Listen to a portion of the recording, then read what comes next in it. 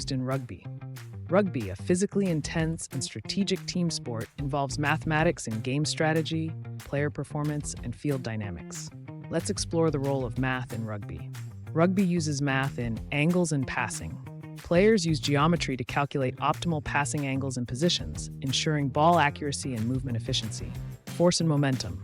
Tackling, kicking, and running involve physics and calculations of force, momentum, and impact to optimize player performance.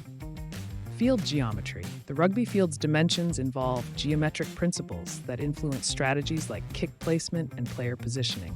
Scoring and statistics. Metrics like try success rates, tackles made, and possession percentages use arithmetic and data analysis to evaluate performance. Aerodynamics in kicking. The trajectory of the ball during kicks involves equations of motion, wind resistance, and force to achieve accuracy and distance. Mathematical principles applied, geometry for passing angles and field layout.